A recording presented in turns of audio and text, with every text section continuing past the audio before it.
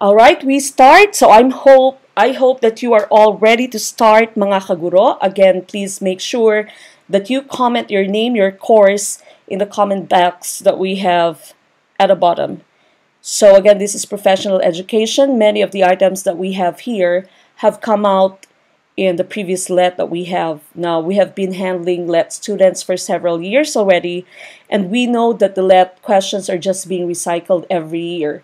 So that's why we have come up with this idea of giving you back what we have learned through our years of experience of teaching or of taking care of the education graduates and helping them reach their goal, their dream of becoming licensed teachers.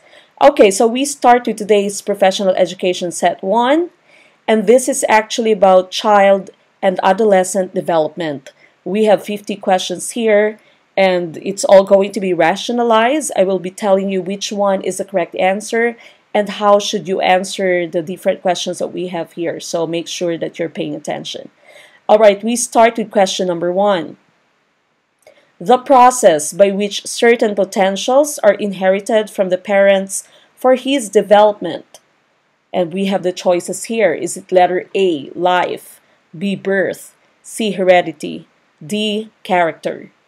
Okay, now if you are trying to answer questions such as this, especially in professional education, make sure that you are reading the questions very slowly and that you are analyzing all the questions that you have. Most of the time in professional education, you can see the answer in the question itself. So here you have the terms process, okay, so it should be a process. And here in this process, the potentials are inherited from the parents to the offspring for his development. Okay, so which one do you think is the correct answer? Is it life, birth, heredity, or character? Of course, as you see, letter D cannot be our answer because we're talking about process. Character is not a process, and hence, letter D should already be eliminated. Okay, the correct answer here would be letter C. That's right. Letter C, heredity, is the correct answer for number 1. Okay, we proceed to the next one. Number 2. This theory states that there are 8 basic development stages that an individual must pass throughout his life. Is it the learning theory? Letter B, psychoanalytic theory? C, psychosocial theory? Or is it letter D, cognitive development? Okay, so again, we're looking for a theory that says that there are 8 basic development stages that an individual must pass throughout his life. The correct answer for this one would be letter C, the psychosocial theory. Okay, now psychosocial theory was actually formulated by Erik Erikson, one of the most notable theorists that we have in professional education.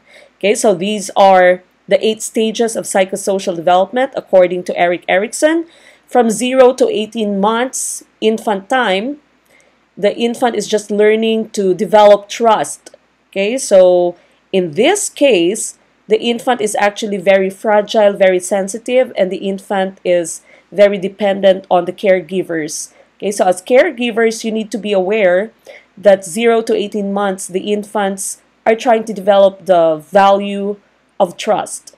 Okay, so if you do not give her what she needs, then she might develop mistrust and not be able to trust people as she goes throughout her life.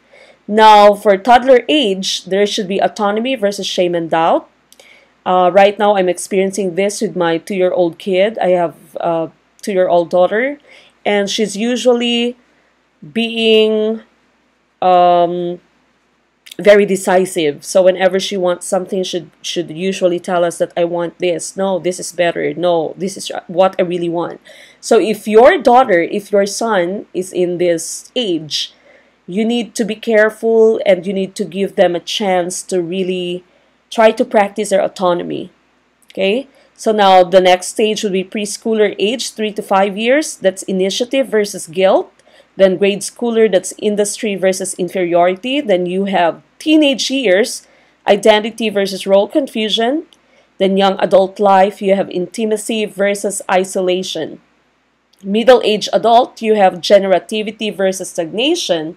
Then 65 years or older, you have your integrity versus despair.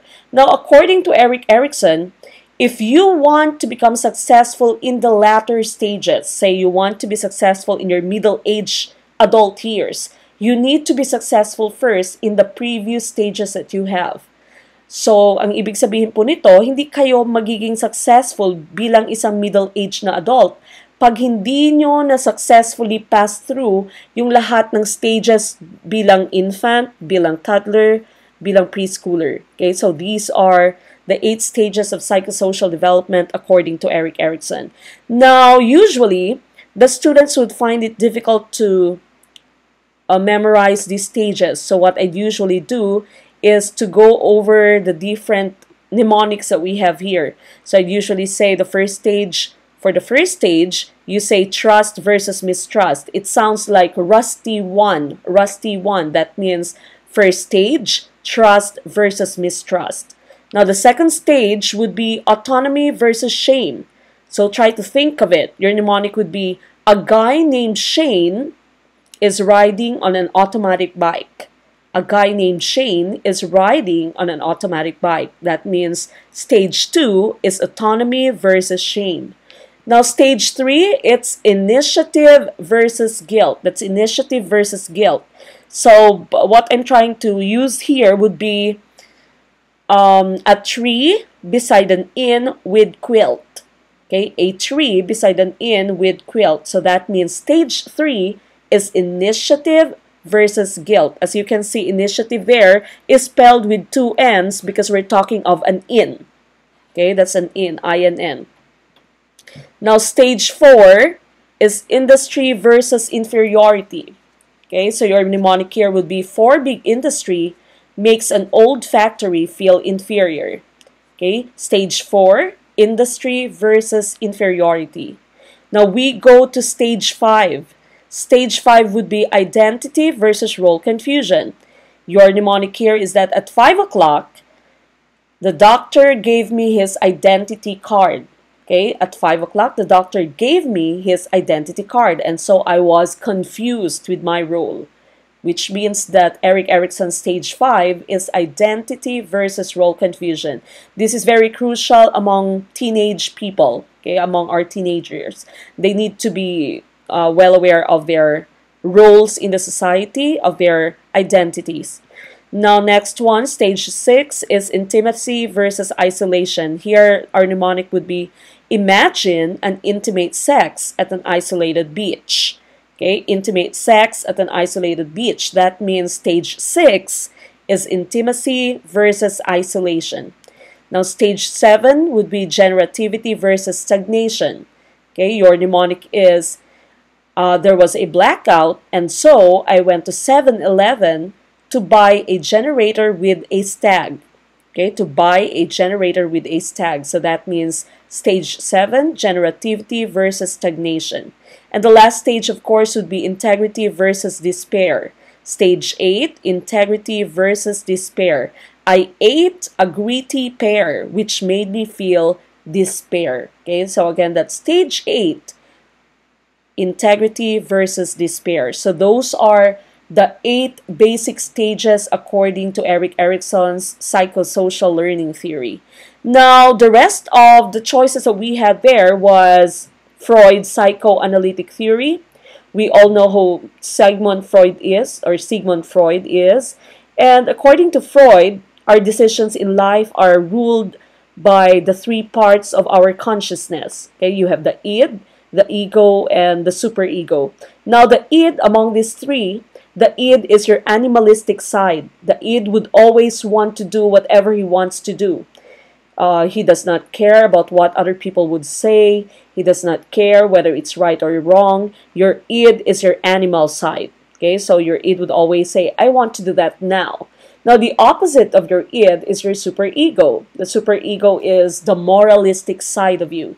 So your superego would always tell the id, it's not right to do that, so don't do that. Okay, the superego would always be very cautious.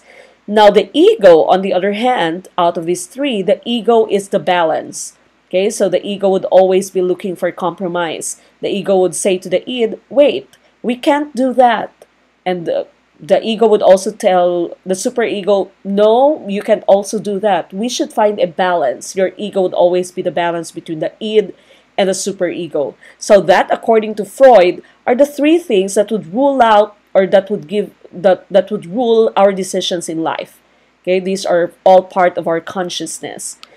Now, if you are going to be thinking of an example for your id, ego, and superego, say the let would be tomorrow, or the let would be 2 days from now, and you have a friend who has a birthday party. If you will be using the id side of yourself, if your decision will be ruled by your id, then you will not be thinking about your exams. You'd say, that's fine. I won't be thinking about my exams. I'll go party tonight. Okay, so the id, as you can see here, the id would just be partying. Okay, the id does not really care about what tomorrow would bring. Now, if you are going to be ruled out by the opposite side, which is the superego, then the superego would say, I will not go to the party. It's not right for me to go to the party since the let is coming up. So I'll not go to the party. I'll just study. I won't even eat. I'll just study and study and study. I won't even sleep. Okay, so the superego and the id are two extremes. The ego, on the other hand, that's the balance. So the ego would say, I should compromise. So I'll go to the party, but maybe I'll just eat dinner or say hi to my friends. Then after that, I'll go home and take some rest because, as you know, the let is coming up soon. Okay, so that's the id, the superego. Both of them are extremes, and the ego, of course, that's the balance. So those are the three parts of Freud's psychoanalytic theory. Now, you also have the learning theory of Piaget, Piaget's cognitive stages of development theory. There's 4 stages here. So the first stage would be called the sensory motor stage. The second stage is pre-operational stage. Then you have stage 3, concrete operational, and of course you have stage 4, which is formal operational. Now usually I'd use the mnemonics smart, people, cook, fish. As you can see, the abbreviations, it's S, smart, then P as in people, then C as in cook, then you have letter F, fish. So I'd say smart, people, cook, fish, and those would stand for the different parts of these cognitive stages of development according to Jean Piaget. Now we go over the different stages one by one. The first stage, of course, that we have there is the sensory motor stage. That's from birth to 2 years old. Now, some important details about the child during the child's development at this stage is that the child is very busy using her senses, her reflexes. So as you can see, the child has actually a lot of reflexes that, like for example, the child has the sucking reflex. Anything that the child holds, the child will just grab and put them into his or her mouth and suck on them. Okay, so that's the sucking reflex by the child. Meron din po tayong tinatawag na moro reflex. Yung moro reflex naman, yung pag nagulat yung bata ay magsi-stretch out siya ng kanyang hands and then she or he would curl up. That's the motor reflex. Okay, so these are some of the different reflexes that a child can have. So again, your child during this stage is very busy using her senses and her reflexes. So what you can do to help to try to develop the intelligence of the child, to try to develop the intelligence of your baby, is that you should give her or him a rich environment. So by rich environment, I'm not trying to say that you should be mayaman. What I'm trying to say is your environment should have a lot of stimulants. That's why sa crib po ng mga anak nyo, kung napapansin nyo, ay naglalagay kayo ng mga mobile. Yung mobile po, yung mga tumutunog-tunog, yung may mga different shapes, yung may mga different colors, because these things are actually acting as stimulants. So they try to stimulate the senses and also the reflexes of your child. So again, in your sensory motor stage, the child is very busy, very eagerly learning about his or her environment through the senses. Now, meron din pong very important part here which we call stranger anxiety. Stranger anxiety naman po, yung anak nyo ay palaging iiyak pag nakakita ng stranger. Or if you'd want your friend to hold your baby, the baby would usually cry. Okay? So, hindi ito dahil hindi na sana yung anak mo na lumabas ng bahay. It's not the reason behind that. The reason is that during this stage talaga, the child would experience stranger anxiety. Okay, so very anxious siya, very scared siya of people whose faces are not familiar to the child. Now, the last step here that we have would be object permanence. The object permanence is actually acquired after the 6th month of the child. So, yung object permanence, pag wala pang object permanence yung child, pag hindi ka niya nakikita, hindi siya iiyak because whatever it is that he or she does not see, in the child's mind, that thing or that person does not really exist. So, walang pagka-miss. Wala pa siyang feeling ng namimiss ka niya kasi nga hindi siya aware na nag-e-exist ka pag hindi ka niya nakikita. Okay? So, out of sight, out of mind, yung sinasabi natin for object permanence. Pero once na na-establish na nung child yung object permanence, alam na niya, for example, in this picture, alam na niya na kahit na tinakpan niya nung blanket yung toy niya, once she removes the blanket, the toy would be there. Okay, so that's object permanence. So during this time, when you say bye to the baby, for example, the baby would already start crying. Dahil yung baby ay nakapag-establish na ng object permanence. She already knows that her mom exists. There is a certain person that she calls her mom. And when that person is out of her sight, then she'd say, where's my mom? She'll start looking for her mom because she already has object permanence. So these three are actually very outstanding characteristics of a child at the sensory motor stage. Now we go to the next stage, which is the pre-operational stage. The second stage here, which we call the pre-operational stage, meron siyang iba't ibang characteristic yung anak mo. The first one would be egocentrism. The child is only able to consider things from their own point of view and imagine that everyone shares this view. Now, this egocentrism, this theory, or this concept was proven by Piaget when he had this test. Okay, this was called Piaget's 3 mountains egocentrism test. So the child was placed opposite the doll. Okay, and from the side of the child, nakikita niya isang bundok lang. But from the side of the doll can actually be able to view all 3 mountains. And then the child was asked to draw what the doll can see. Okay, so the psychologist, Piaget said, or Piaget asked the child, can you draw? Pwede mo bang i-drawing kung ano nakikita nung manika? And the child has only drawn 1 mountain because that's what he can see. So in this case, in the concept of egocentrism, the child thinks that whatever it is that he perceives, whatever it is that he thinks, that he sees, this is also true for all of the people.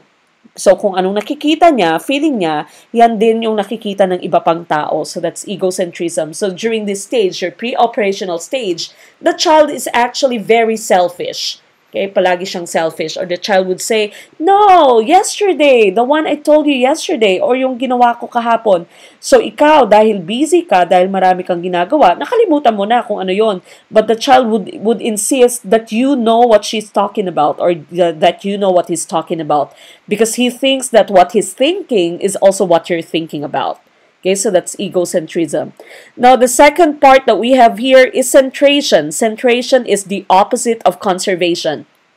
Ang sinasabing centration is that yung child ay may tendency to focus on only one aspect of the situation. Nakafocus lang siya sa isang bahagi ng isang bagay. Okay, so the child cannot see the totality of the object, the totality of a situation. I'm going to give you several examples in the next slide. Now, the next one would be animism. Sa animism naman, kinakausap nung child yung mga inanimate objects like yung electric fan, kakausapin niya, or yung pintuan, kakausapin niya, or minsan pag na-bump siya sa wall, ay susuntukin din niya yung wall dahil feeling niya yung wall is also animated. Yung wall is also living. or the fan is also living. Okay, so that's animism. We all went through this. Okay, so lahat tayo kinausap yung wall, kinausap yung fan, kinausap yung pintuan. Okay, so it's very natural for us to do this at the pre-operational stage. Walang kaso doon. Okay, so now the last part would be symbolic play. For symbolic play, the child's imagination is very rich. This is the part where you were wearing a cape, nilalagay mo yung blanket mo, ginagawa mong kapa, at sasabihin mo, ikaw si Miss Universe, or minsan, you'll wear a cape and you are going to jump out of the window because you'll say that you're Superman or that you're Wonder Woman. Okay, so that's symbolic play. You pretend to be something that you're not, or to be someone that you're not. Your imagination runs very wild. Okay, so these are the parts of your pre-operational stage. They're actually all very fun. Okay, sarap pong maging bata. Lahat ng ito ay napagdaanan natin. Okay, so talking about centration and conservation, sinasabi ko kanina, pag yung child ay nasa pre-operational stage, yung sinasabi natin kaninang pre-operational stage, at yung child ay meron pang centration, nakafocus lang siya sa isang bahagi ng isang bagay. For example, if you have 2 equal glasses of liquid, okay, equal po yung amount of liquid inside these glasses, and when you pour one of the liquid or one of the contents of these glasses into a taller, narrower glass, and you ask the child kung saan dito yung mas maraming laman. Okay? A child in his pre-operational stage would say that the taller, narrower glass has more content. That the taller, narrower glass has more liquid inside it. Okay? Kasi yung focus niya ay nasa isang aspect lang ng glass. In this case, in the height of the glass. Okay, so hindi niya kino-consider whether mas manipis siya, narrower siya, hindi siya kasing lapad ng isang glass na to. Okay, so that's centration. Ito yung tinatawag nating centration. Or ito yun yung time na pag meron kang dalawang anak, for example, yung isa grade 6, yung isa naman 2 years old. Okay, so 2 years old, 3 years old, nasa pre-operational stage pa yung isa, nasa centration pa. When you give them choices, for example, meron kang 5 piso na tig-piso. Okay, so 5 pieces yon ng piso, so 5 pesos lahat. At saka meron kang 2 pieces ng 5 peso coins. Okay, so that makes it a total of 10. Pag pinapili mo yung child in a pre-operational stage, which one would the child choose? In the pre-operational stage, the child would choose the 5 pesos na tig-piso. Dahil para sa kanya, mas marami yon. Okay, so the child does not really know the concept of value. The child does not know the concept na yung 5 peso coin would have a bigger value than your peso coin. Okay, so this is centration. This is the child at its pre-operational stage. Okay, now, the next stage that we have would be your concrete operational stage. Now, nasa school na yung bata during this time, no? That's already at age 7 until 12 years old. So, some important characteristics of the child here would be, first, reversibility, awareness that actions and operations can be reversed. Now, prior to this, if the child has not reached the concrete operational stage yet, hindi pa alam ng bata kung paano mag-subtract. Hindi alam ng bata na, yung subtraction pala is the opposite of addition. So, hindi niya alam na if you have a clay, for example, and when you roll it into a ball, hindi niya alam na pwede mo pa siyang ibalik into a flat clay. Okay, so the child is not really aware of all these things yet. But once the child has already reached the concrete operational stage, alam na nung bata na from the clay na flat, pag ni-roll mo siya into a ball, later on, if you decide to put it into its flat form again, then you can do so. You can just reverse it. At marunong yung anak nyo during this stage, marunong na silang mag-deduct, marunong na silang mag-subtract. Alam na nila na subtraction is the opposite of addition. Okay, so that's reversibility. Now, kanina, pinag-usapan natin sa pre-operational stage na yung bata ay may centration. Nakafocus lang siya sa isang aspect, isang part ng isang bagay. When the child reaches the concrete operational stage, ay meron na siyang conservation. Alam na niya na pag meron kang dalawang baso, for example, and you pour the contents of one of these into a taller, narrower glass, pareho pa rin yung amount nila. The child in this case will not say that the taller, narrower glass has more water in it. Dahil alam na ng child na taller nga siya, narrower nga siya, so narrower nga siya, so makipot nga siya. So that means the child does not just center his focus, his attention on one part, one aspect of an object. Pero nako-consider na niya lahat ng bahagi ng isang bagay. Okay, so that's conservation or decentration. Now, the last part would be seriation. Ang seriation naman po, nakaka-form na ng series yung isang bata. So, na-arrange na niya yung object from smallest to biggest. Na-arrange na niya yung objects from shortest to longest. Okay, so the child can already form series, that's seriation. And of course, the last stage for Piaget's cognitive development theory would be formal operational. Okay, so formal operational naman, higher thinking na yung, nasa higher level of thinking na yung bata. So, meron na siyang logic, meron na siyang abstract thinking, marunong na siyang mag-solve ng problems. Okay, so the last stage for Piaget's cognitive development would be formal operational stage. Okay, now we go to number 3. Number 3's question is, this is the transition age where rapid physical changes and sexual maturity occur, resulting in changes in feelings, thinking, and acting. Okay, what do you think is the correct answer? Is it A, puberty, B, adolescence, C, early adulthood, or D, stage 5? Okay, of course, as you can see, out of our choices here, yung stage 5 should already be eliminated. Hindi natin alam kung anong stage tong stage 5 na to. Okay, so you are just down to these 3 choices. Now, according to your question, transition age siya. Rapid physical changes and sexual maturity. So, of course, you also cannot choose early adulthood. Okay? By the time that you have reached early adulthood, tapos na yung rapid physical changes mo. Hindi ka na nag-grow. Diba? Hindi ka na nag-change, nagmamature sexually. Tapos na yung sexual maturity na tinatawag. So, your 2 probable answers here would just be puberty and adolescence. But the correct answer for this one would be letter B. That's adolescence. Now, why adolescence? Let's go to the next slide for us to go over the answer that we have here. Ang pagkakaiba po kasi ng adolescence and ng puberty is that adolescence is the age. Okay, so adolescence is the transition age. Adolescence begins with puberty.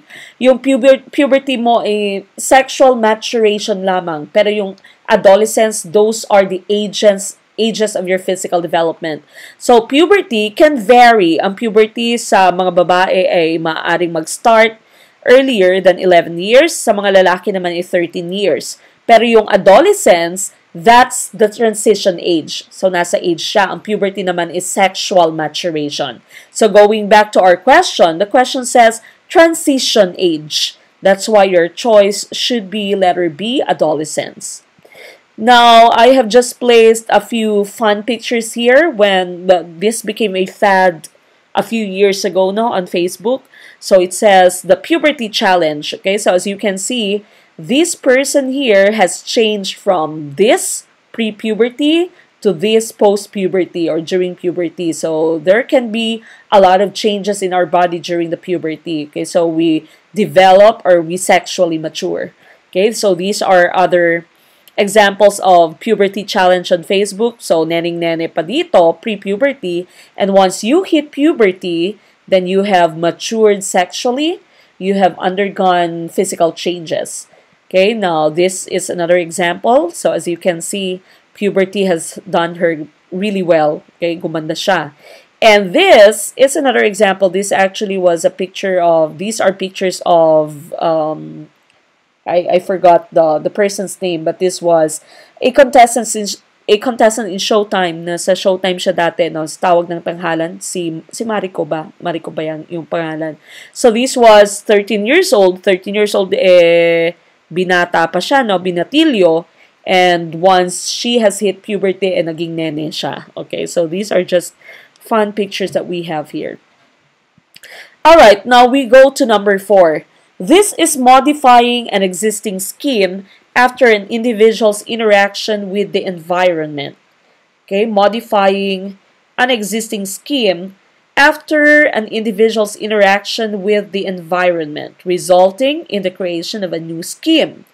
Okay, so what do you think is the correct answer here?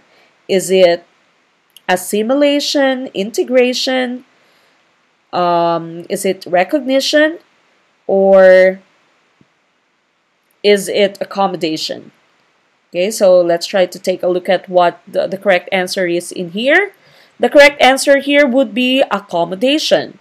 Okay, so ang sinasabi dito, modifying an existing scheme after an individual's interaction with the environment. Now let me just explain why the answer would be accommodation. Now, this was also based on Piaget's theory.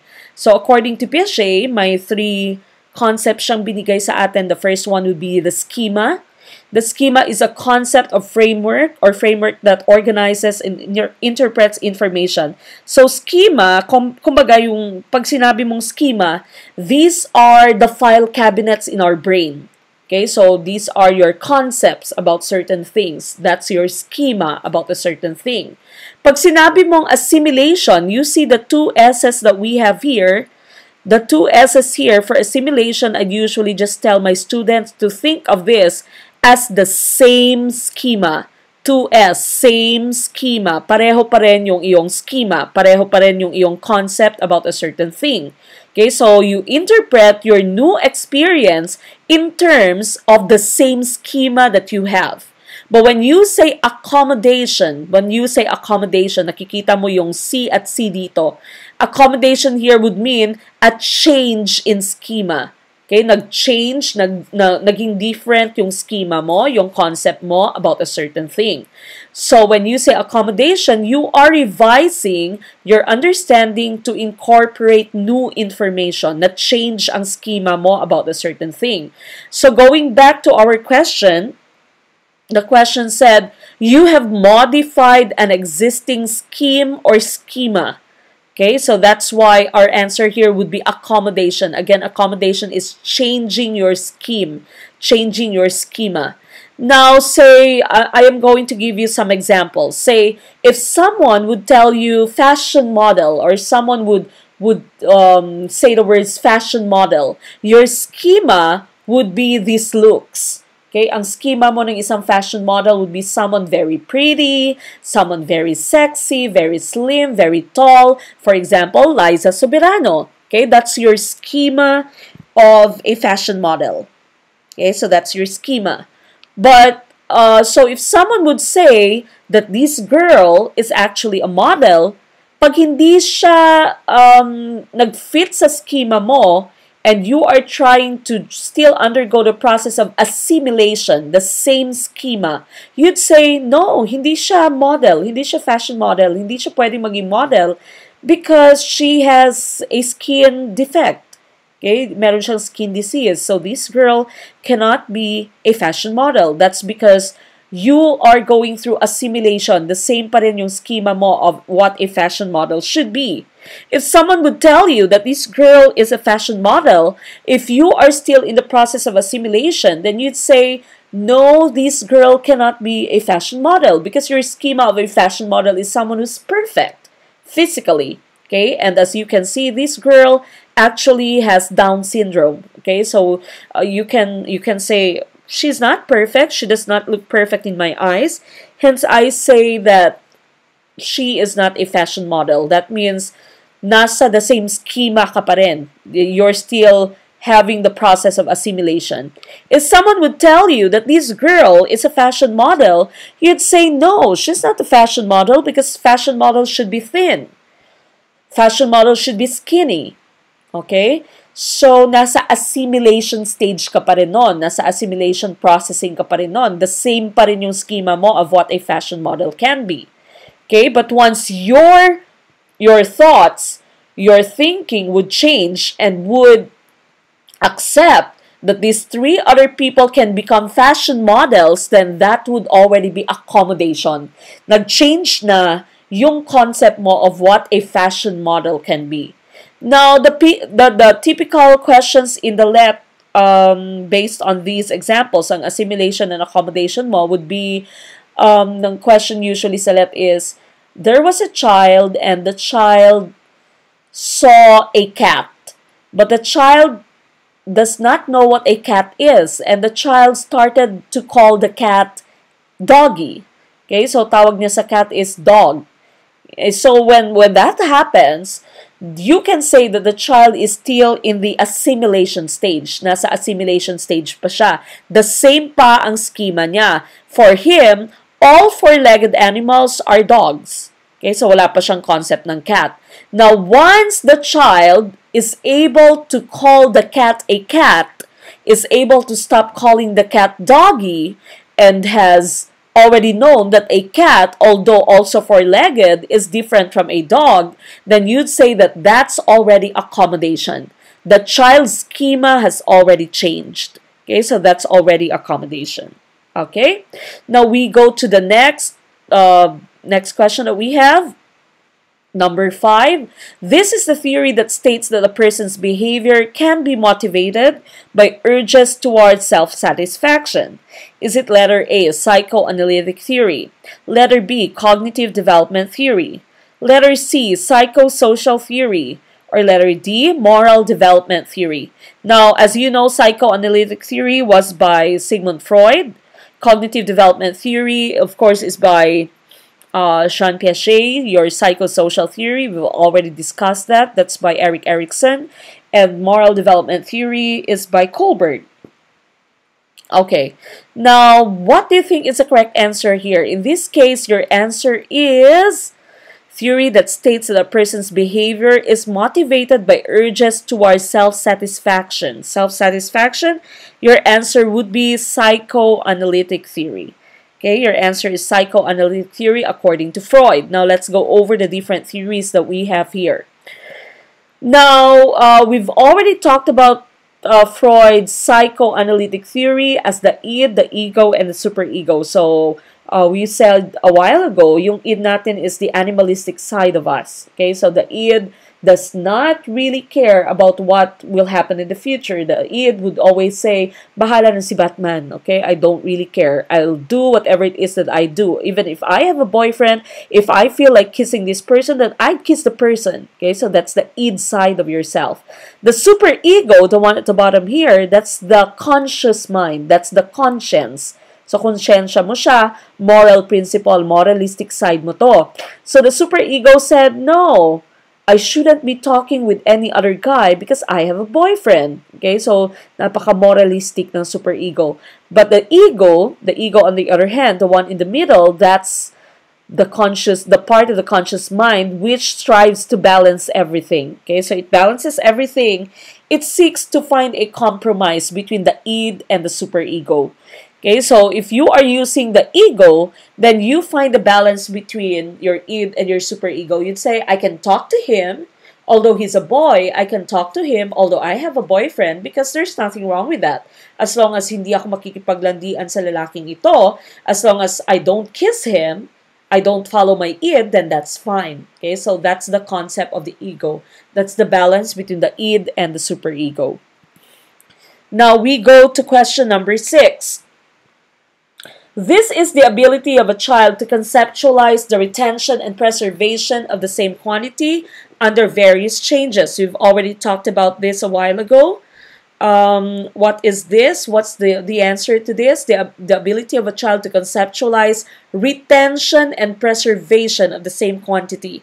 The correct answer here would be conservation. Okay, so conservation. Even if you have poured the contents of the other glass into a narrower, taller glass, alam na ng bata na equal lang yung amount of water in those two glasses. That's conservation. All right, we go to the next one.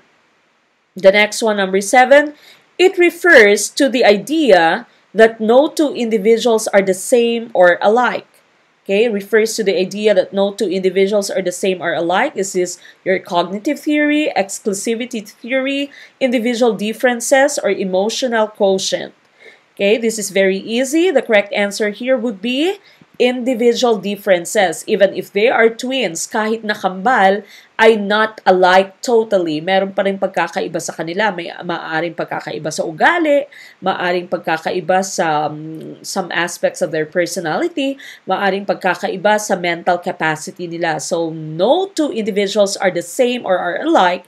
This is your individual differences. Now, this is a concept that is very important among teachers. Pag teacher tayo, dapat alam mo yung individual differences na tinatawag. You should know and you should be aware that your students actually learn in different ways. And they have their own or they have their different paces of learning. So, hindi po pwedeng nakatuod lang yung pansin mo, yung attention mo sa mga fast learners mo or sa mga estudyante mong mabilis na mag-catch up. You should also make sure that you give ample chances, ample activities, and accommodate the needs of those people who are slower or those people who cannot grasp the concepts faster than the rest of them are. So that's the theory of individual differences. Okay, so as teachers, you should be aware of individual differences of your students. Okay, now we go to question number 8. For question number 8, you have this question. He is known as the father of the modern IQ test. Is it Louis Terman? Is it Eric Erikson? Is it Lawrence Kohlberg? Or is it Martin Leasley? Okay, so sino kaya yung answer natin dito out of these 4 theorists that we have? The correct answer here would be letter A. That's Louis Terman. Okay, so Louis Terman is called the father of the modern IQ test. So, ito yung IQ test ni Terman. He actually used Binet's research to construct the modern-day IQ test called the Stanford-Binet test. Okay, so IQ is actually solved by using the formula mental age divided by chronological age times 100. So, whatever is the mental capacity, the mental age of the child, divided by the actual age of the child times 100. That is the formula for IQ.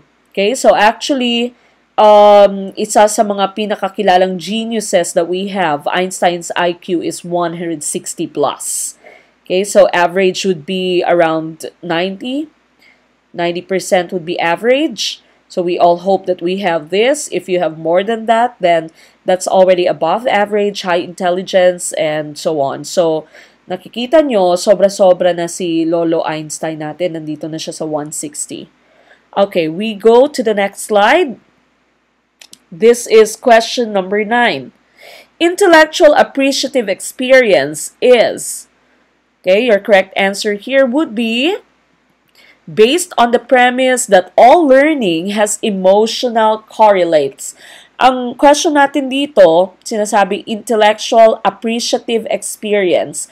You cannot appreciate something intellectually hanggang hindi mo siya na-enjoy, which is actually true in cases of sa mga subjects natin na medyo mahirap, no? In cases of, say, math, for example, your math, the subject math, you won't learn to learn or to really love to learn math unless you appreciate the beauty of math, unless you start getting the fun that you get from computations, from problem solving.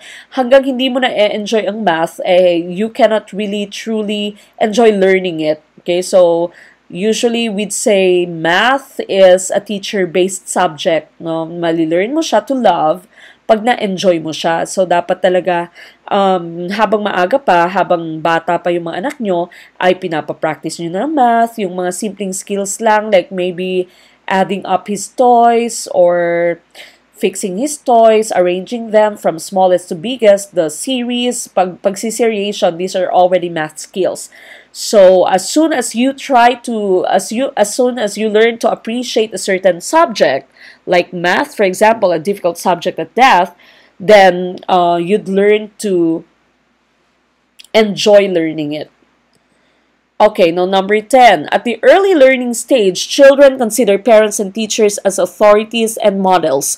What should they do then? What should you do as a teacher or as a parent, since you are looked upon by your kids as authorities and models? Is it letter A, parents and teachers should always coordinate children's activities?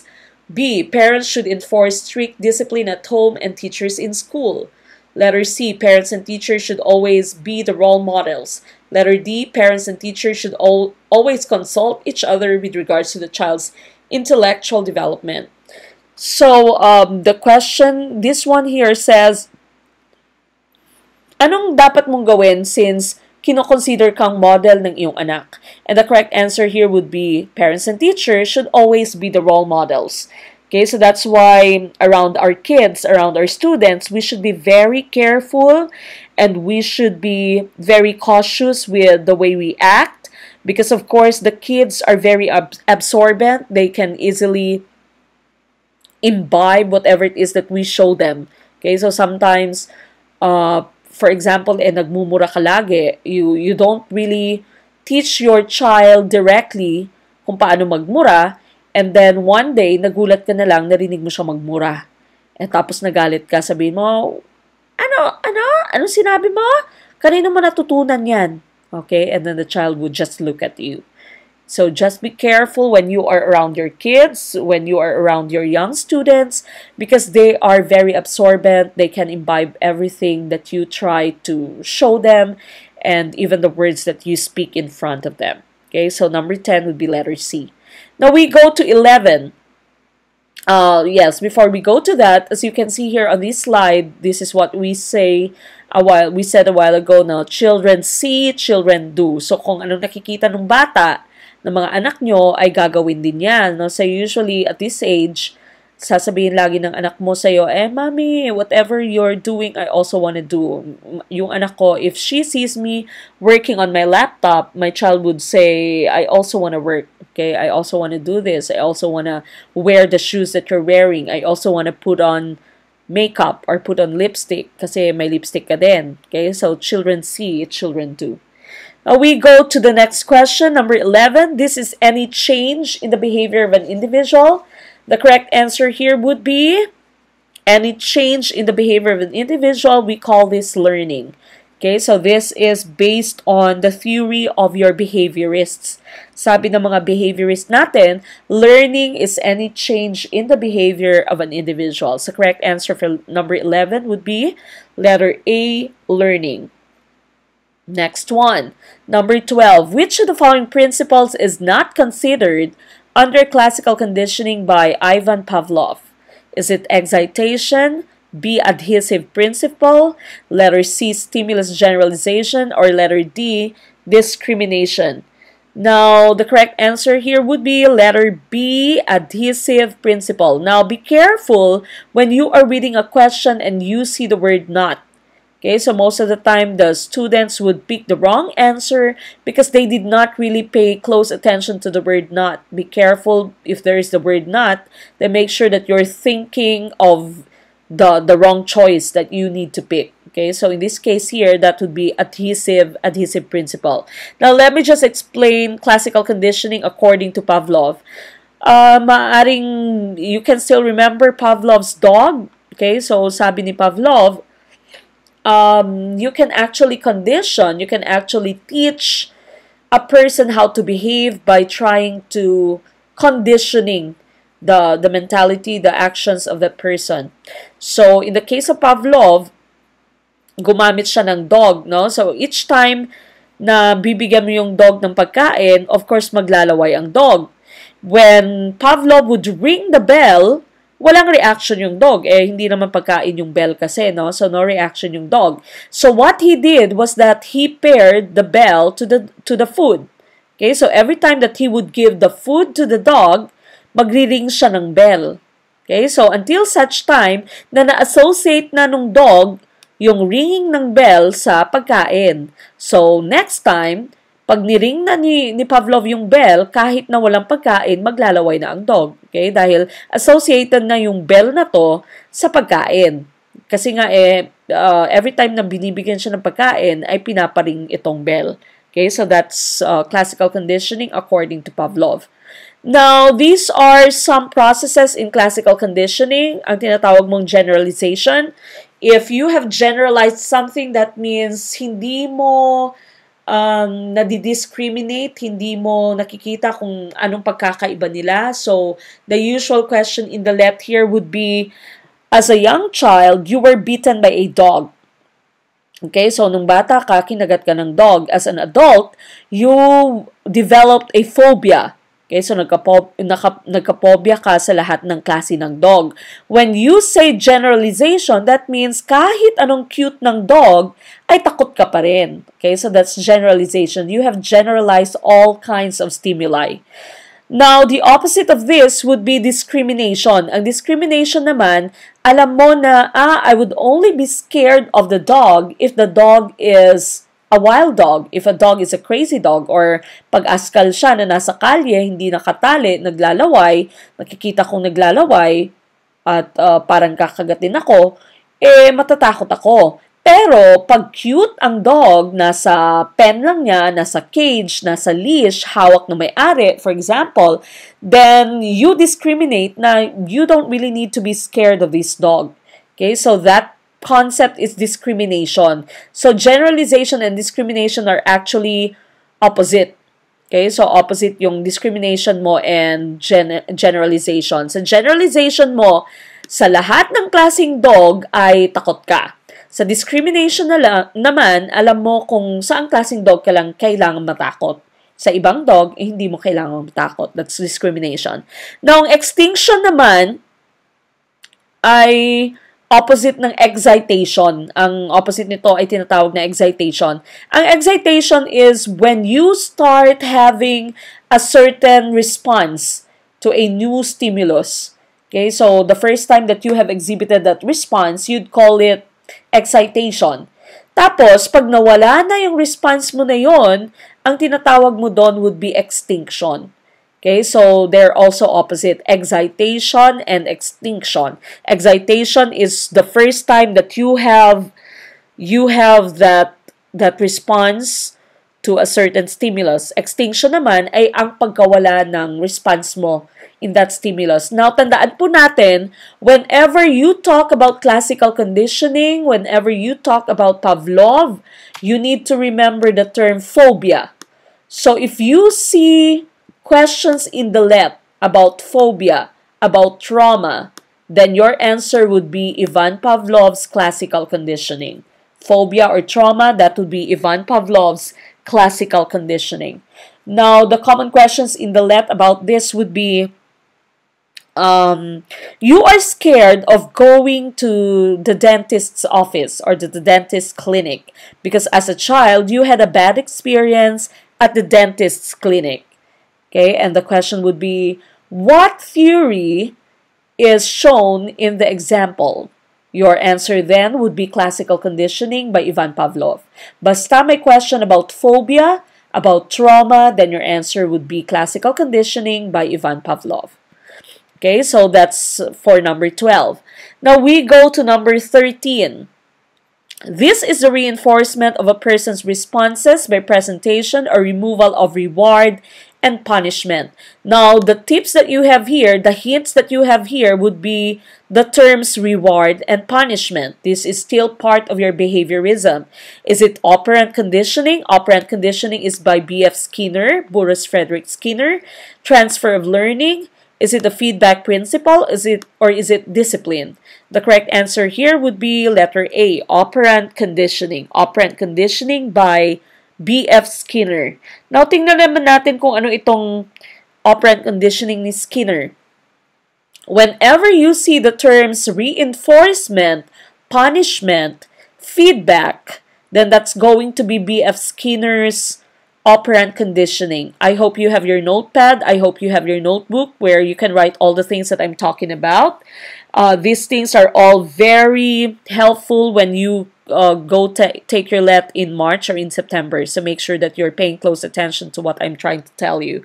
So again, when you see the terms reinforcement, punishment, feedback, even computer-aided instruction or your CAI, reinforcement, punishment, feedback, computer-aided instruction, these are all under B.F. Skinner's operant conditioning.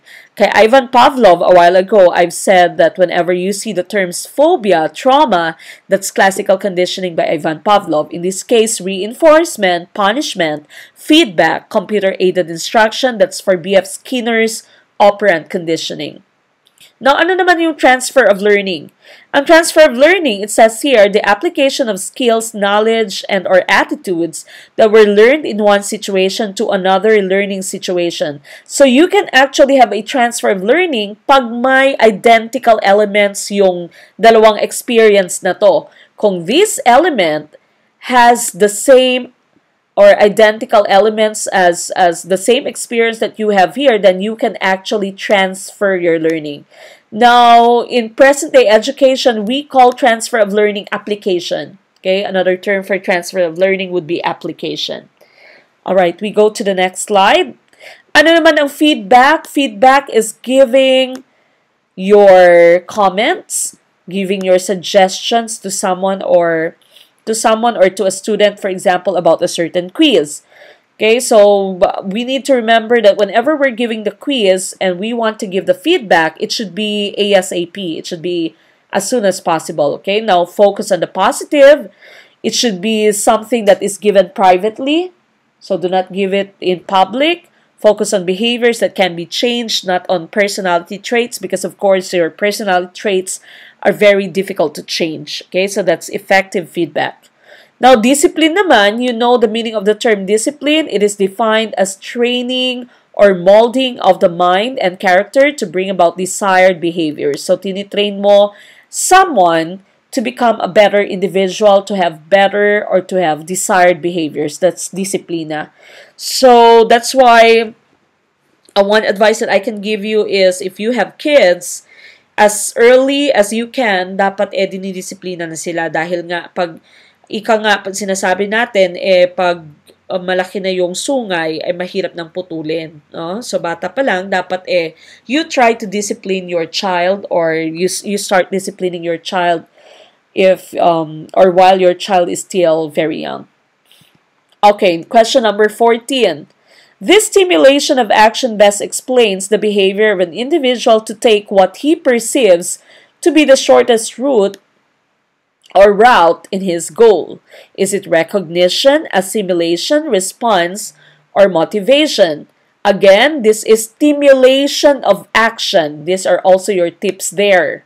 Okay, stimulation of action that explains behavior of an individual to take what he perceives to be the shortest route in his goal. The correct answer here would be motivation. Okay, motivation is a stimulation of action.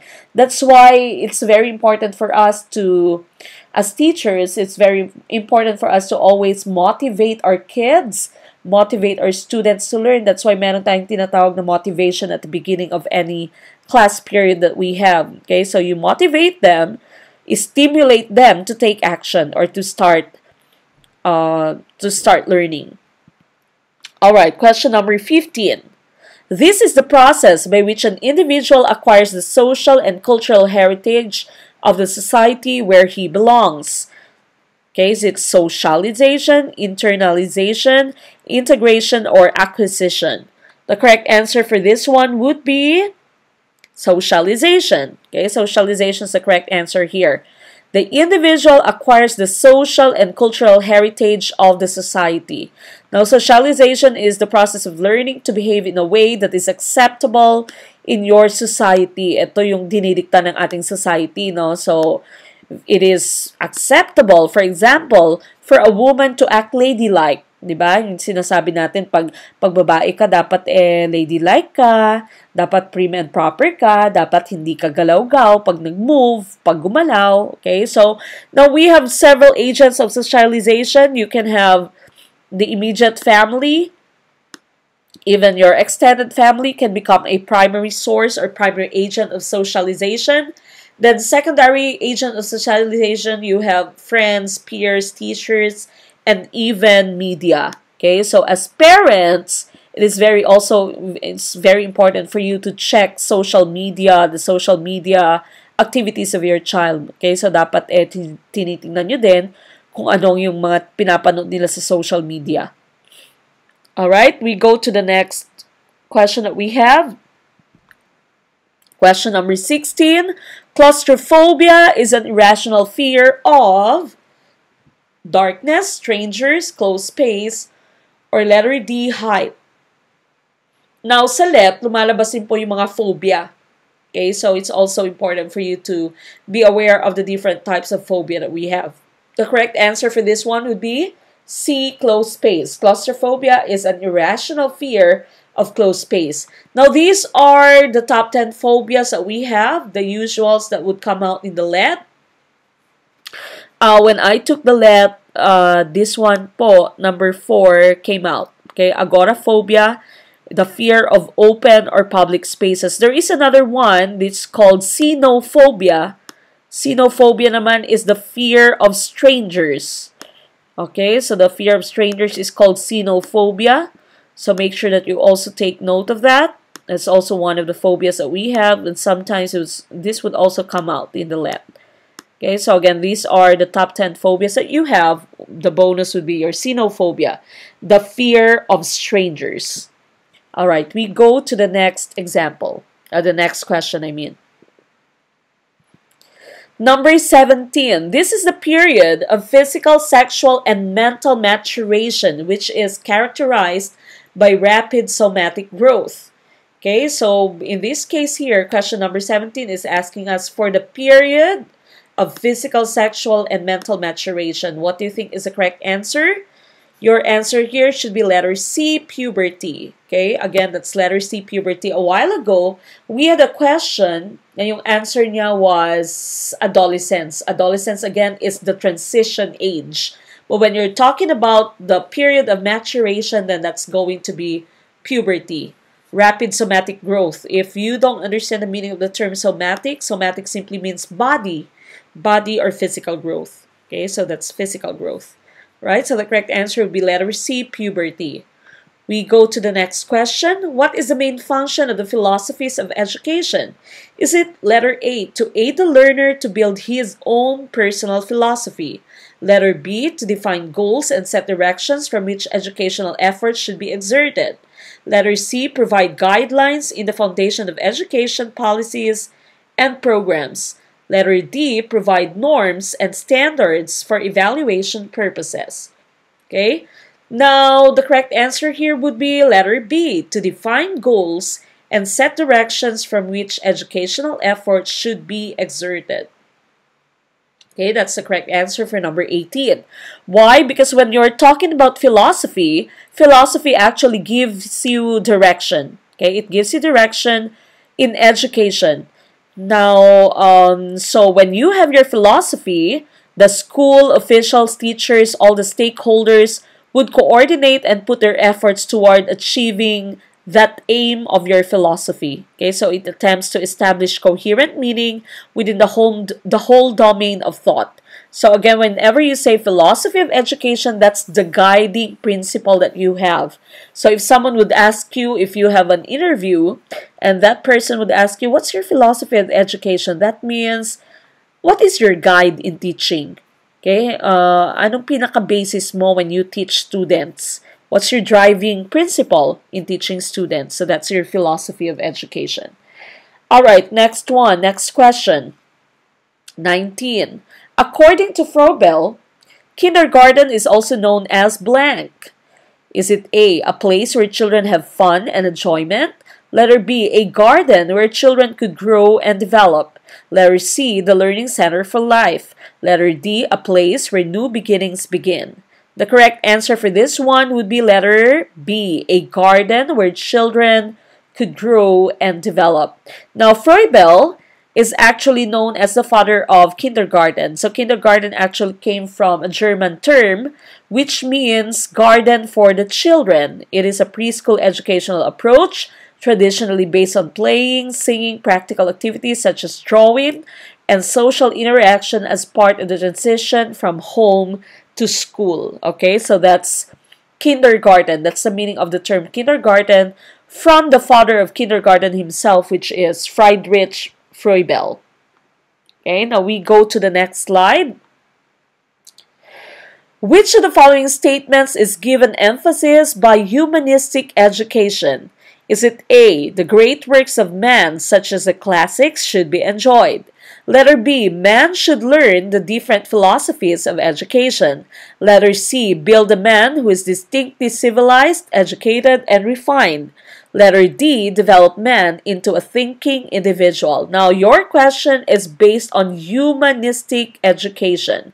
The correct answer here would be letter C, build a man who is distinctly civilized, educated, and refined. Okay, now let's take a look at the next slide to check our explanation. Okay, now humanism is an approach that believes that learning should be viewed as a personal act to fulfill one's potential. If you are a believer of humanism, then you should think of learning as the act of fulfilling your own potential. So some key proponents for this are Abraham Maslow, you have Carl Rogers, you also have Malcolm Knowles.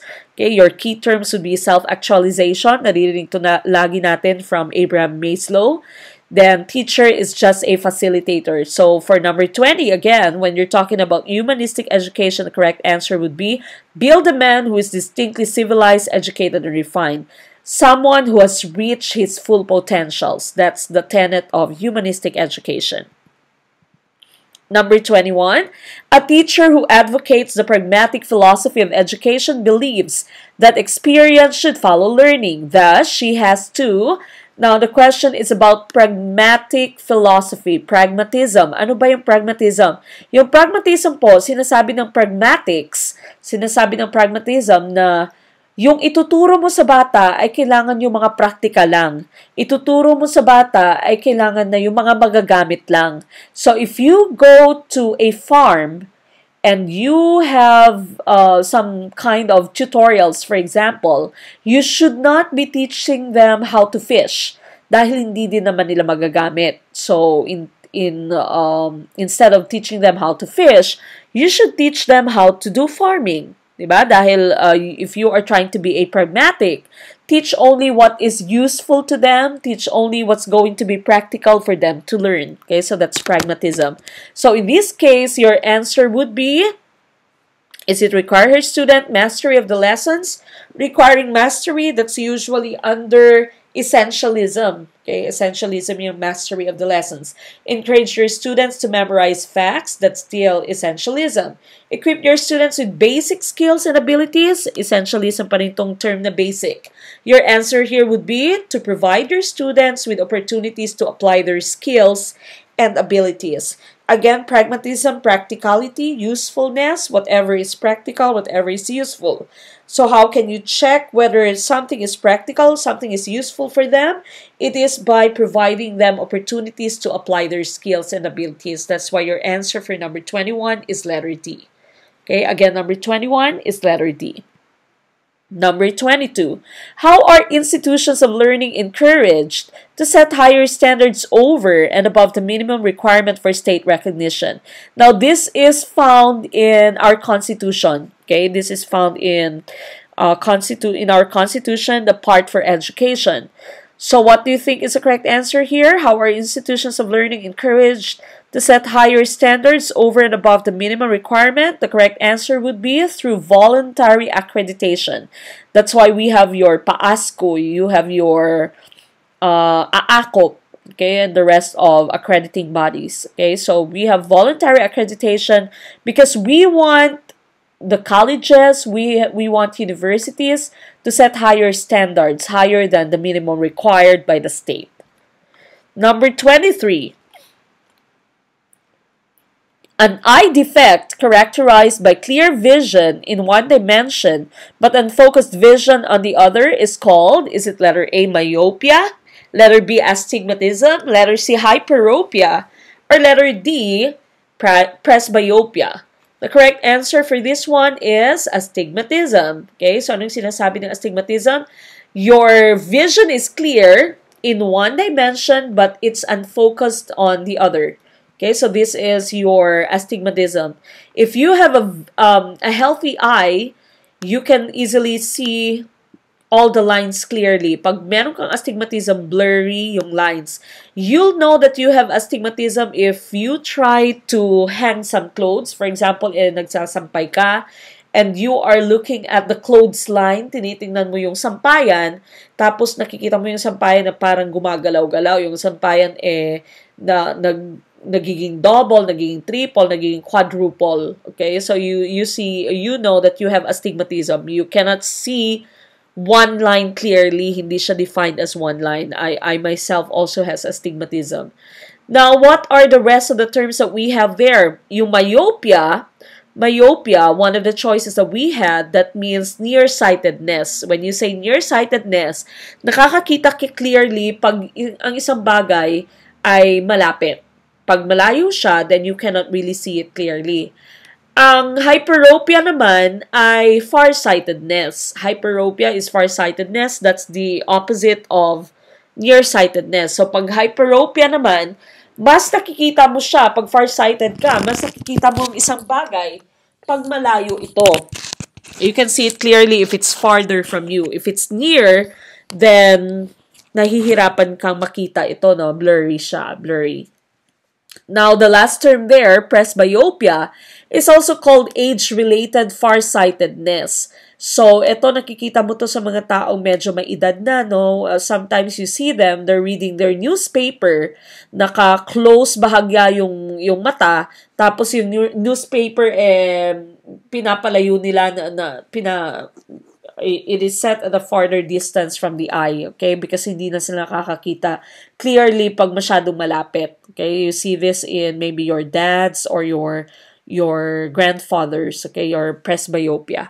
So the answer for that question would be astigmatism. All right, next one. Number 24, which of the following statements does not apply to adolescents?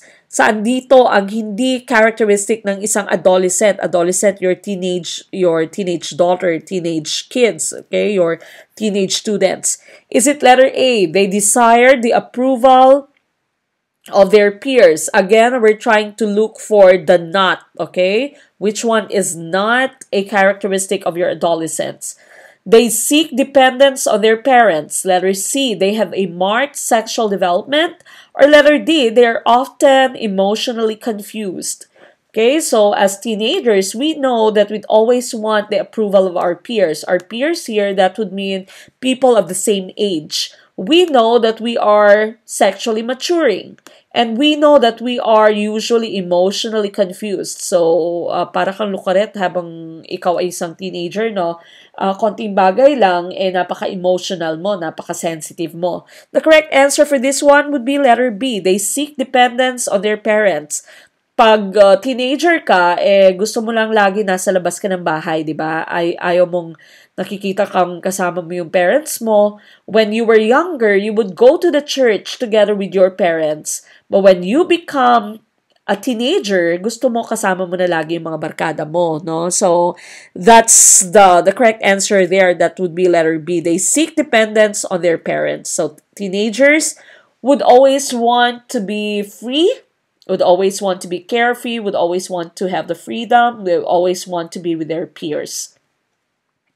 Next question, 25. As young people mature, society expects them to develop competencies and assume social roles in a conventional manner. This is called expectation of parents, B, influence of peer groups, C, influence of formal education, or letter D, cultural demands. Okay, so what are some of the hints that we have here?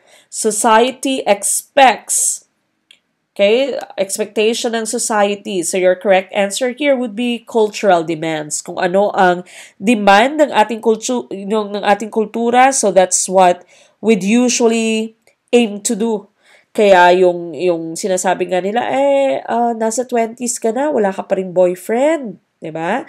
Or late 20s ka na, early 30s ka na, wala ka pa ring anak.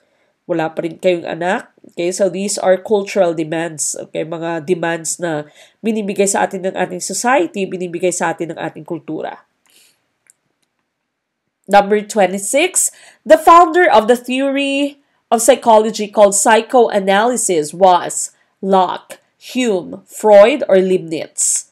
Okay, the psychology that is called psychoanalysis, that's of course Sigmund Freud. Okay, so that's letter C, Sigmund Freud. Freud is the answer for number 26. Now, again, we've already gone through this. Psychoanalysis is your id, your ego, and your superego. Meron pang isang theory si Freud, psychosexual theory naman. Ang sabi naman sa psychosexual theory ay may 5 stages of psychosexual development na pinagdadaanan yung isang bata. Sa kada stage na to ay may iba't ibang bahagi ng katawan na nakakapagbigay ng satisfaction sa isang bata. So 0 to 2 years old, yung satisfaction niya is through oral. Okay, so oral satisfaction. That's why the child would always be feeding, the child would always be thumb-sucking, babbling, putting everything in his or her mouth. Now, when the child reaches the 2 to 3 years of age, the child undergoes the anal stage. Okay, so ang sexual satisfaction naman is through bladder control and bowel movement. Now, phallic stage naman, phallic is from the word phallus, which means genitals. So in this case, the child learns to realize the differences between males and females and becomes aware of sexuality. So during this time, nakikita mo yung anak mo, pag meron kang anak na lalaki, nasa phallic stage siya from 3 to 7 years, nakikita mo minsan pinaglalaruan niya yung kanyang ari, no, yung kanyang genitals, pinaglalaruan niya. So you don't have to think na there's something wrong with your child. Don't say, ay, ano ba tong anak ko? Nakakatakot. Baka naman manyakis to. Hindi po. Wala pong problema yung anak nyo. Natural po yan. Okay? At the phallic stage, the child is becoming aware of his sexuality, of the different parts of his body, most especially. So, kaya po niya tinatouch yung different parts of his body. Now, 7 to 11, you'd call this latency. Latency po siya, meaning walang sexual desire yung bata because the child is very busy in schoolwork. Okay, so wala masyadong sexual desire ang bata dito. Now, genital, the last stage, genital age, that's from 11 years old to adulthood. Okay, so this time, we sometimes call this the sexual reawakening. Nagising ulit ang kanyang sexuality from phallic, di ba, pagpunta ng latency, medyo natulog yung sexuality mo, wala masyadong sexual activities.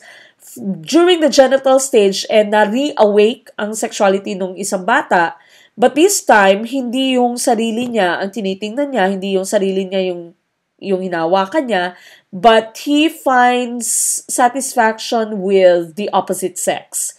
Okay, so that's the satisfaction with the opposite sex na, that's genital stage. Now, as you can see, I have placed our mnemonic here. Owls always play late games. Owl here is for oral stage, then anal, phallic, latency, and genital stage. Okay, so owls always play late games. Yan po yung ating mnemonic for psychosexual theory according to Freud. Okay, so these are the two theories according to Freud, your psychoanalytic theory and psychosexual stages of development theory. Now, the next one that we have here is John Locke. Isa sa mga choices natin, choice letter A was John Locke. John Locke is called the father of liberalism. He is very famous for the concept of tabula rasa. Yung sinasabi natin tabula rasa, the mind of a child is a blank slate. Yan yung sinasabi ni John Locke na ang bata ay walang kamuang-muwang paglabas niya. Okay, so as a parent, as a teacher, dapat stimulate mo yung mind ng bata, binibigyan mo siya ng sense experience, kumbaga. Sensory experience. Okay, so tabula rasa, that's the blank slate of the mind according to John Locke. Now, si David Hume naman, ang nagbigay sa atin ng, isa siya sa mga proponents ng 3 schools of thought na to, empiricism, skepticism, and naturalism. Ang empiricism, ang belief ng empiricism is that The main source of happiness and the main source of truth would be sense experience. Okay, so dapat na-experience mong isang bagay so that you'll believe that it's true, so that you'll find happiness. Okay, that's empiricism. Skepticism naman, palagi kang may duda. Okay, so you'd always doubt something, whether it exists or not, you'd always be doubting it unless you experience it. Yan yung sabi ni David Hume. Then, of course, naturalism, you'd always tend to follow the natural growth that we have, the natural stages of development that we have. That's actually according to David Hume. The next one, the last choice that we have there was Leibniz. Si Leibniz naman ay isa sa mga pinaka-importanting tao sa mathematics. Okay, so Leibniz became very successful because of differential and integral calculus. Isa siya sa mga proponents ng calculus. Alright, we proceed to our next question, number 27. When the learner reaches a point where no further learning can be expected, he is in a so-called what? Is it development crisis, learning plateau, regression, or depression? A correct answer for this one would be learning plateau. Ang sinasabi dito, he has reached a point where no further learning can be expected. Hindi na siya nagle-learn dahil he has already reached his learning plateau. Maaring he has already been studying for 3 hours, 2 hours straight. So kahit anong gawin ng bata ay hindi na niya na-absorb kung anong tinuturo mo sa kanya. So as a parent, dapat din hinay-hinay tayo, especially if our students are very young, they actually have very short attention span. So hindi po pwedeng, for example, for straight 3 hours, gusto mo siya mag-pay attention sa iyo, no? Hindi nila kaya. That's the learning plateau that you have. 28. Regarding the social maturation of boys and girls, teachers should bear in mind that, is it letter A, girls mature at a late stage than boys. Letter B, girls mature at an earlier stage than boys. Letter C, boys and girls mature at the same time. Letter D, there are no marked differences in their time of maturity. Now, kung napapansin niyo po, we should eliminate choices C and D sa ating question. Bakit kamo? Why do we need to eliminate choices C and D? Choices C and D are the same. Pareho po sila. If you try to read, choice C says, boys and girls mature at the same time. At sabi naman ni D, there are no marked differences. Walang pagkakaiba. So that means at the same time nga sila nagmamature. So that leaves us just two remaining choices. Dalawa na lang yung remaining choices mo. It can either be letter A, girls mature at a late stage than boys, or it can also be letter B, girls mature at an earlier stage than boys. Now, we all know that the correct answer to this would be letter B, girls mature at an earlier stage than boys. That's why when you were in your elementary years, mas matatangkad yung mga babae. Diba? Mas matatangkad yung mga babae. I'm just talking of physical maturation here. So, earlier yung mga babae tumatangkad, mas pandak yung mga lalaki ng elementary kayo. And then, eventually, the boys would play catch-up. The boys would catch up during high school years na, no? Biglang tatangkad yung mga lalaki. Now, we also know that in our society, even in our society, in our culture, the debut or sinasabi natin debut ng isang babae is at age 18. Pero yung sa lalaki is at age 21.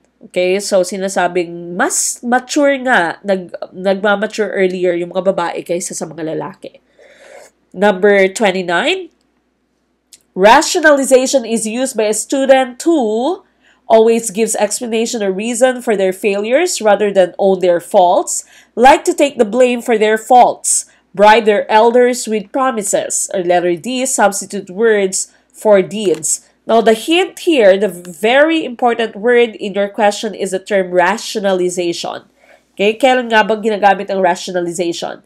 This is letter A. Okay, so a student who always gives explanation or reason for their failures rather than own their faults is using rationalization. Rationalization's root word is actually reason. Okay, so rason, palagi kang may rason. Kahit sa anong bagay, meron kang rason. That's rationalization. Okay, so rationalization here says, any view appealing to reason as a source of knowledge or justification. Okay, so that's your rationalism. All right, next one. 30. Which of the following is true of abnormal psychology? Is it letter A, it studies the cause of personality defects? Letter B, it measures the accomplishments of the individuals. Letter C, it concentrates on the scholastic performance of the individual. Letter D, it investigates the educational background of the individual. Okay, we're talking of abnormal psychology here. And of course, I think it's pretty obvious. Your answer should be letter A, it studies the cause of personality defects. Ano nga ba ang cause ng defects sa iyong personality?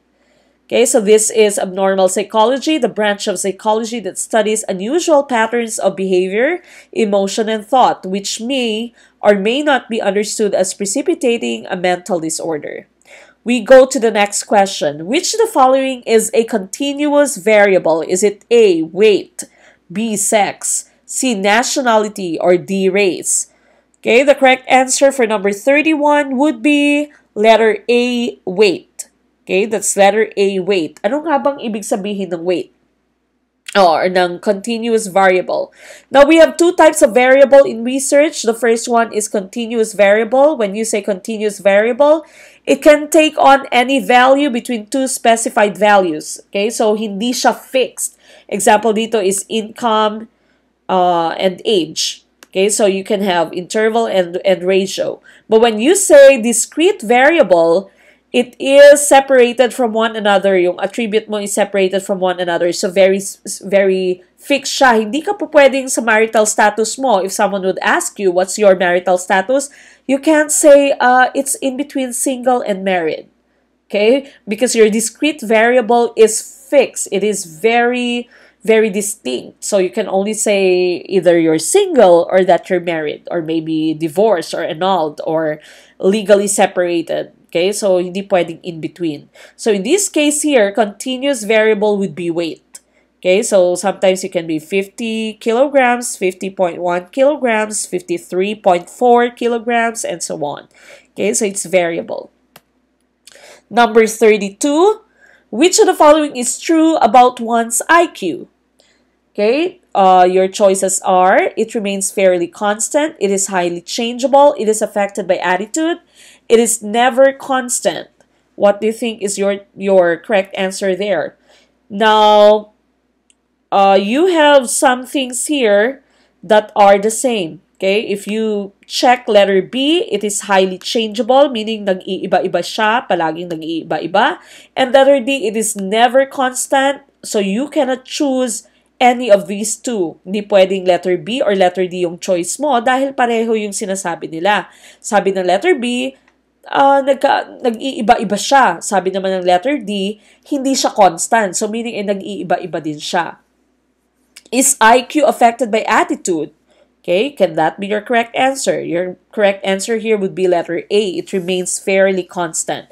So, ang IQ ng isang tao, kahit hindi siya mag-aral, for example, your IQ is very high, you have an IQ of 130, for example, kahit hindi ka masyado mag-aral, or kahit mag-stop ka mag-aral for several years, your IQ does not really change. Okay, your IQ, that's your mental ability.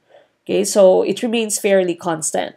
Now, as I have mentioned earlier, IQ is solved by using the formula mental age divided by chronological age times 100. Number 33, transfer of training easily takes place if the activities involved, we've talked about this a while ago when we had our slide on transfer of training. This can happen if there's letter B. They have identical elements. Okay, so pag may pagkakapareho yung mga elements nila, then you can have transfer of training or application, or sometimes also called transfer of learning. All right, we go to number 34. When the learner is well motivated, he performs his task, letter A, with indifference, letter B, with disinterest, letter C, with arrogance, letter D, with enthusiasm. Pag well motivated yung student mo, which one do you think is the correct answer? All three other choices here are negative. Okay, so with indifference, walang pakialam. With disinterest, the same meaning as walang pakialam. With arrogance, may pagmamayabang. Okay, so the correct answer would be with enthusiasm. Ganadong-ganado yung student mo to learn because they were well motivated. Okay, so that's letter D, with enthusiasm. We go to number 35. A 6-year-old child who has a mental age of 8 years old has an IQ of, remember your formula for IQ would be mental age divided by chronological age, which is the actual age, times 100. Okay, the age of the child here is 6. Pero yung mental age niya is 8. So that means you divide 8 by 6. 8 divided by 6, then times 100. The correct answer here would be 133. Okay, so that's letter D, 133. That's mental age of 8 divided by 6 times 100. Number 36. The ratio obtained by dividing mental age by chronological age times 100 is called, we've just talked about this a while ago. Correct answer would be intelligence quotient or IQ. Intelligence quotient or IQ is the correct answer, letter C. Number 37. Which of the following was written by Plato? Is it Sic et Non, The School and Society, The Republic, or is it Emile? Okay, of course, we know Plato to be one of the most famous philosophers that we had, one of the most famous Greek philosophers. The correct answer would be letter C, The Republic. Okay, so this is The Republic. The Republic is a Socratic dialogue written by Plato around 380 BC concerning justice and order, the order and character of the just city-state, and the just man. So again, Plato wrote the very famous book called Republic. Sic et Non, the other choices, Sic et Non was written by Peter Abelard. The School and Society and the Child and the Curriculum was written by John Dewey, one of the most famous progressivists that we have, also called the father of progressivism. And of course, Emile, or on Education, was written by Rousseau. Okay, so Emile was a book written by Rousseau about his son. Okay, so he used his son in his scientific findings, in his scientific investigations. Next one, number 38. Who among the following below asserted that education is for complete living? Is it A, Dewey, Spencer, Kant, letter D, Froebel? The correct answer for this one is letter B, Spencer. Okay, so this is one of the most famous quote by Herbert Spencer, education is complete living. Sinabi naman ni John Dewey, education is the process of living through a continuous reconstruction of experiences. Okay, so education is a process of living through different experiences. That's by John Dewey. So the answer there would be Spencer. Ito naman yung famous quote ni Kant. All our knowledge begins with the senses, proceeds then to the understanding, and ends with reason. There is nothing higher than reason. Okay, so Kant is one of the proponents of rationalism. The use of reasoning. Number 39. The right of an educational institution and its faculty to prescribe the methods, strategies of teaching refers to. What is this? The right of an educational institution and the faculty to prescribe the methods, strategies of teaching is academic freedom. This is usually found in our tertiary levels of education. Okay, so mga colleges, mga universities, they have what they call academic freedom. They have the choice to make their own syllabus. They can include whatever it is that they want to include there, their topic, or the different units that they can include there. That's academic freedom. Number 40, the 1987 Constitution provides that religious instruction can be given A, with the student's consent, letter B, with the parents' or guardian's approval, letter C, with mayor's permit, letter D, with the school support. Now, this is one misconception in the education system in the Philippines. So, sa basic education natin, pag tinanong mo yung isang bata, or usually I'd ask this to my LET students, if you ask them, when should you give religious training or the subject religion. So yung sinasabi usually is during lunchtime or sometimes during a holiday or sometimes vacant period. Okay, so one very important thing for you to note is that according to the Constitution, ang teaching of religion should be in regular school hours. So, dapat nasa regular school hours siya. Ginagawa lang siyang vacant period sa atin or binibigay lang siya pag vacant period or pag holiday, for example, pag walang pasok, because of maybe the availability of the catechist. Okay, pero according to the Constitution, it should be within regular school hours. I'm not sure if we still have religious instruction in the Philippines right now, no? But in this case, for number 40, ang question is when can you give religious instruction? This is also found in the Constitution, and it's with letter B, with the parents' and guardians' approval only. If the guardian or the parent does not approve, then you cannot force the child to learn religion. Okay, you cannot teach the child religion. Now, there is another question in the let which is associated to this. The question is, who assigns the religious teacher in schools? Who assigns the religious teachers in schools? The correct answer there would be the church. Okay, so it's your church and it should be approved by the principal. Okay, so the church would give you your catechist and of course upon the approval of your principal. Number 41, public schools in the Philippines are the contribution of which colonizer? Is it letter A, American, B, British, C, Japanese, D, Spanish? Now, of course, we can just neglect letter B because we did not really have close contacts with the British during the prehistoric times. No, wala pa masyado. In our history, we don't really have a period with the British Empire in it. So your choice can be Americans, Japanese, Spanish. You should neglect Spanish because of course, yung Spanish nga, they didn't want the Indios or the Filipinos to really learn during that time. Okay? So we're asking about public schools. So hindi naging public yung education system during the Spanish time. At yung focus ng Spanish was religious instruction. So gusto lang nila is maging educated tayo in their religion. That's why a lot of us became Catholics. Sa Japanese time naman, it was the love of labor. Okay, so vocational teaching. Vocational was given important focus during the Japanese period. The correct answer here would be letter A, American. So, ang mga Amerikano talaga yung naging susi para magkaroon ng public school sa Pilipinas. Okay, so it's the Americans who gave us public school system. Number 42, hardship allowance is given to a teacher when? Okay, ano itong sinasabing hardship allowance? This is also in our Constitution. A long time ago, your hardship allowance was only 2.5% of your monthly salary. But nowadays, I think the hardship allowance is at 25% of your monthly salary. And this is given to a teacher who is assigned in a hazardous area. So pag delikado kung saan ka nagtuturo, delikado ito, for example, nasa tawi-tawi ka, nasa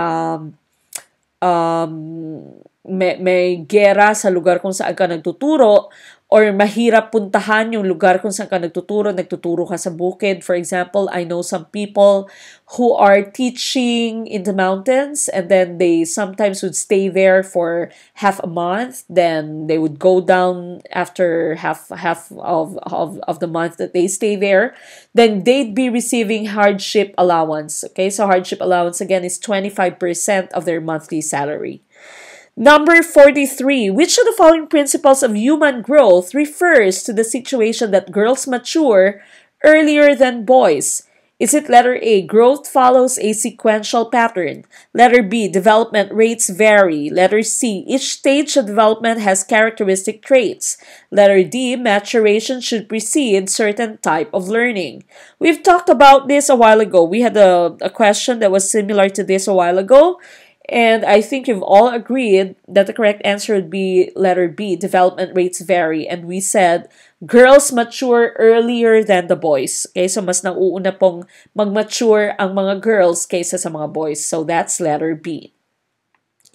Number 44, a teacher who gives uniform assignment to be worked out by all learners in arithmetic is not observing a characteristic of a good assignment. Which characteristic is overlooked? Ano yung ini-ignore mo if you are giving uniform assignment? Pare-pareho lang yung assignment mong binibigay sa iyong mga learners. It should be definite, it should be stimulating, it should emphasize the essential, or is it letter D, it should provide for individual differences? I've mentioned this a while ago and I said it is very important. Your correct answer here would be letter D. It should provide for individual differences. Now, as I've mentioned earlier in this video, as I was having the live stream, I used to teach in Ateneo de Iloilo. I've also taught in Riyadh, Saudi Arabia, in an international school there. I had no experience teaching in a public school.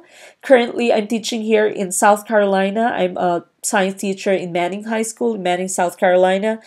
And here, napakalaking bagay sa amin dito that you know how to give individual or to give attention to individual differences. One of the challenges that I faced when I started teaching here is that here, nami-mainstream nila yung mga students with special needs. So even if a student has ADHD, even if a student has dyslexia, for example, even if a student has some behavioral problems, that student would still be found in your classroom. Okay, so I'm teaching physical science, but I have students out of my students that are, for example, if I have 25 students, 27 students or so, I have 10 or so of them with special needs. So as a teacher, you should really make sure that you accommodate their needs. Okay, so we have what we call their IEP, their Individualized Educational Plan. At pinapirma po kami sa IEP na yon. So dapat sinusundan mo yung IEP dahil pag hindi mo sinunod yung mga nakalagay sa IEP niya, for example, sinabi sa IEP niya na bigyan mo siya ng isang araw na extension for his work or for her work, kailangan pinapagamit mo siya ng device. Okay, so if you're not following the accommodation of a student with special need, pwede kang isu, pwede kang kasuhan, pwede kang makulong. Okay, so as teachers here, it is very important for us to know how to follow the IEP or to satisfy the individual differences of our students. So sometimes I have some students who have difficulties reading, and what I do, if I give them the test or the quiz, then I would record the quiz so that when they take it, hindi ko na kailangang ibasa pa sa kanila or basahin pa sa kanila. Kailangan na lang pakinggan nila yung recording. Okay, so as teachers, again, it's very important for you to note the individual differences of your students. Number 45, if a student asks a question which the teacher does not have a ready answer, the latter should. What if you are having a class discussion and suddenly you have a child who's very smart or you have a child who's just curious and the child asks you a question and you don't know the answer to the question? What would you do? Is it letter A, dismiss the question as irrelevant? You tell them, don't talk to me or don't ask me about some things like this because that's irrelevant. Okay, hindi importante yung tinatanong mo. Is it to offer a bluff or to just say anything that you'd want to say, even if you're not sure of it? Letter C, admit the fact that he doesn't know the answer and research on it. Or letter D, ask volunteers to answer the question. The correct answer for this one would be letter C. As teachers, dapat din you should be comfortable enough to say that you don't know everything. Okay, because sometimes our students would think that we are very smart, we know everything that the world has to offer, but of course that is not true. No one is perfect and we don't know all the things that we need to know. So if you are asked a question and you don't know the answer, and you just say, I'm sorry, I don't know the answer to that. Or you can say, I don't know the answer to that. Can we have that, everyone? Can we have that as your assignment? Can we have that as your homework? Okay, so to throw it back to the class at gawin mong assignment para masustain yung kanilang curiosity. Okay, now, if you have a demo teaching, for example, nagka-demonstration teaching ka, and especially sometimes, pag nag-demo ka, tapos ang mga students mo sa demo ay teachers, sometimes they'd test you.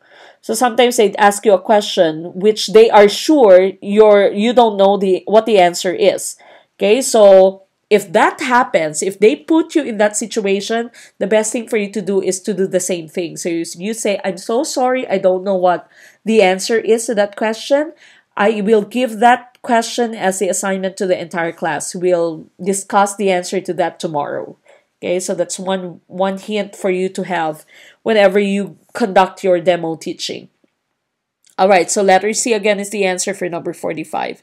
Now we go to number 46. The heredity traits acquired by a person in his lifetime, letter A, are transmissible to his offspring, letter B, reappear in his future grandparent, letter C, have no influence on the offspring, letter D, become recessive traits. The correct answer for this would be letter A.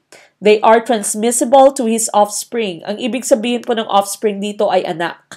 Okay, so whatever trait you have acquired in your lifetime, those traits are going to be transmitted, those traits are going to be inherited by your offspring, by your anak. Okay, so natatransmit po siya sa inyong mga anak. Number 47, when students are given a chance to settle differences of opinion by discussion, they develop what? Is it A, fair play, B, tolerance, C, irritants, D, sociability? If you give them a chance to settle differences by opinion or of opinion by discussion, then you give them a chance to develop tolerance. Okay, so tolerance is the correct answer.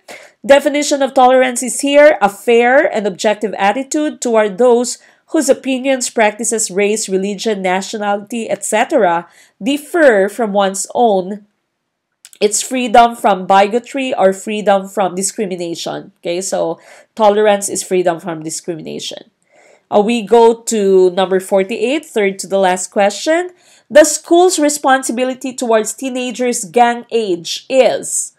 Now, as we all know, if we are teaching teenagers or if we have kids who are in their teenage years, they'd always be in gangs, okay? It might not be something that is very bad. By gangs here, we mean grupo, okay? So, meron silang mga barkada, meron silang grupo, group of best friends, okay? So, as the school, what is our responsibility? Should we provide the gang all the freedom it needs? Should we give classroom activities to give direction to out-of-school youth activities? Is it letter C, supervise gang activities? Okay, so pupunta ka sa kanilang gang war, for example, okay, supervise their gang activities. Or letter D, set up norms of conduct for the member of the gang. Okay, so magbibigay ka ng norms, magbibigay ka ng kanilang mga bylaws, okay? So the correct answer here would be letter B, give classroom activities to give direction to out-of-school youth activities. Okay, so do not give them a chance to na magkaroon ng maraming time na mabakante na walang ginagawa, okay? Or else magloloko yung mga bata, okay? So that's letter B. The correct answer for this would be letter B. Now, number 49, second to the last question. In an intelligence test, a 13-year-old girl got a score equivalent to that of a 15-year-old. This means, so yung age ng bata is 13 years. Okay? Ang nakuha niyang equivalent is that of a 15-year-old. Should it mean that the girl must be accelerated? That the girl is 2 years older mentally? The girl has a chronological age of 15. Again, chronological age is the actual age. Number or letter D, that she has a mental age of 13. Okay? So, sinasabi sa ating question, 13 years old ang bata, pero yung score niya, ang nakuha niyang score ay equivalent to that of a 15-year-old child. So we cannot choose C. We don't say that the chronological age is 15. We also don't say that the mental age is 13. Dahil yung mental age nga is that of a 15-year-old. So your correct answer would be letter B. The girl is 2 years older mentally. She is 13 years old, but her mental capacity is that of a 15-year-old. Okay, so that's letter B. All right, now we get to the last question. Which statement is not necessary to achieve the learner's interest in a learning activity? Is it letter A, the activity must lead to a practical end? Letter B, the activity must be within the ability of the learner. Letter C, the activity must fill a need recognized by the learner. Letter D, the learner must have the experience that will furnish the background for the activity. Okay, ano kaya yung correct answer natin dito? Saan dito yung hindi kailangan? Well, all of these are actually needed, but we are going to choose just the least needed. Okay, and the correct answer here would be letter A. The activity must lead to a practical end. Okay? It does not need to be presented that way. Hindi kailangang yung practical end niya ay nakikita na ng bata. Okay? So sometimes you just say that you can apply this in our future topics. You can apply this in your future subjects, for example. Or you can apply this, if you learn this, then you'll have it easier once you get to college. Okay, so usually yun yung mga sinasabi natin pag hindi nakikita ng bata yung practical end. Okay, so the correct answer here would be letter A. Alright, so that ends our 50 questions. Now, I have actually prepared 100 questions, but since we have run out of time, we've already spent almost 2 hours, then we might as well just continue with the rest of them. We'll set the schedule. It might be tomorrow or it might be in the next few days.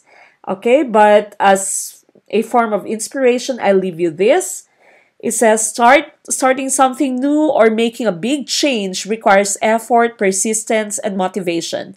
Doubt, fear, and worry will only slow you down. So focus on doing your best now and celebrate every step of the way. Okay, so what I'm trying to say here is please do not stop dreaming. Please do not stop hoping that this coming let would be the last let that you take.